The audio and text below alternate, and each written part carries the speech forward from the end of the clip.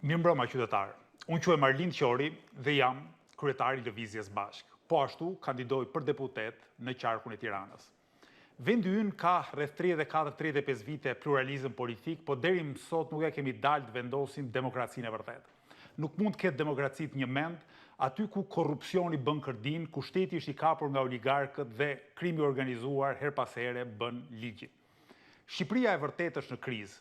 Është në krizë sektori i bujqësisë, është në krizë industria, janë në krizë institucionet kryesore të vendit. Prodhimi ynë bujqësor, prodhimi ynë industrial bie vit mbas viti. Po ç'është më e keqja?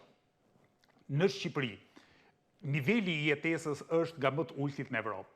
Ne kemi pensionet më të ulta në Evropë, jo vetëm në Evropën e Madhe, por edhe në rajonin e Ballkanit.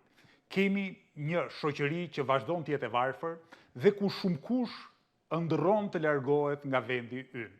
40.000, 50.000 qytetarë shqiptarë vendosin të largohen nga Shqipëria çdo vit. Dhe kjo gjë nuk ka ndryshuar deri më tani, pavarësisht se ndryshojnë vitet, pavarësisht se ndryshojnë partitë që e qeverisin vendin. Vendi ynë është në krizë, siç ju thash, mirë po ne si qytetarë kemi fuqinë të transformojmë shoqërinë, ekonominë dhe shtetin tonë. Kemi fuqinë dhe kapacitetin që të ndërtojmë mbi fjala një sistem arsimor të shëndosh, një sistem të shëndetësisë publike të shëndosh. Sot vazhdojmë të kemi një nivel jashtëzakonisht ulët të shpenzimeve publike për shëndetësinë dhe arsimin, gati sa gjysma e vendeve të rajonit dhe akoma më pak krahasuar me vendet e tjera të Evropës. Po ashtu, Shqipëria vuan nga informaliteti i thellë në punë. Pothuajse 1 në 2 punëtorë në Shqipëri punon në të zezë, nuk i paguhen sigurimet shoqërore dhe shëndetësore dhe kësaj do të mbetet pa pension në të ardhmen e tij dhe sot ky informalitet do t'i lërë dhe vazhdon t'i lërë shumicën e pensionistëve në kushte jashtëzakonisht të vështira jetese. Gjithsesi, vendi ynë ka kapacitetin të transformohet. Qytetarët shqiptarë janë pjekur jashtëzakonisht shumë politikisht dekadat e fundit. Qytetari mesatar shqiptar sot i ka tejkaluar partitë e vjetra, partitë e korruptuara, partinë pushtet, po edhe partinë që ka qenë dikur në pushtet. Sot të gjithë ne kërkojmë shërbime publike cilësore, kërkojmë që parat e taksa paguesve të gjithëve ne të shpenzohen në mënyrën e duhur. Lëvizja Bashk ka hartuar një program prej 177 faqesh, të ndarë në 22 kapitull, kur ne kemi zgjidhje serioze të mirë argumentuara për të gjitha problemet madhore të ekonomisë, politikës dhe shoqërisë shqiptare. Ne zotojmë që do të rrisim subvencionet në bujqësi, do të shpërndajmë subvencionet bujqësore sipas meritës dhe sipas nevojës ekonomike. Po ashtu, kemi në plan të mëkëmbin industrinë përpunuese të vendit. Ky hov ekonomik që ne parashikojmë, ky zhvillim i qëndrueshëm do të na mundsojë nga ana tjetër që të mbledhim më shumë të ardhura dhe të mbështesim shtresat nevojë ashtu siç e meritojnë.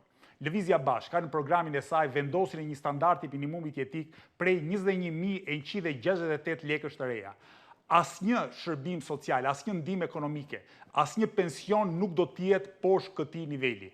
Po ashtu, ne kemi në plan dhe kemi kapacitetin që ta vendosim pensionin mesatar në shifrën 33.000 lekë të reja.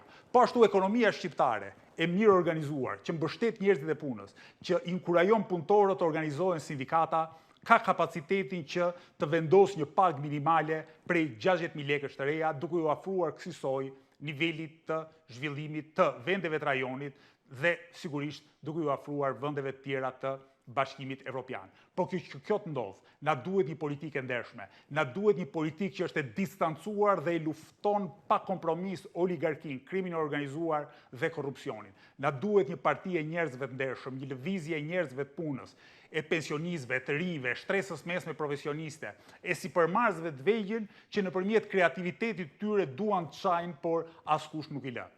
Në datën 11 maj, ju përpara në fletën e votimit do të keni shumë alternativa, por vetëm një alternativë do të jetë alternativë vërtet morale, do të jetë një alternativë e vërtet politike, një alternativë me program serioz dhe funde krye përbërë nga aktivistë guximshëm dhe të ndershëm. Kjo alternativë në fletën e votimit quhet Lëvizja Bashk. Unë jam krenar që jam përfaqësuesi i Lëvizjes Bashk dhe zotohem që në Kuvendin e Shqipërisë përfaqësuesit e Lëvizjes Bashk do të jenë mendja, shpirti, zëri i qytetarëve të Republikës së Shqipërisë.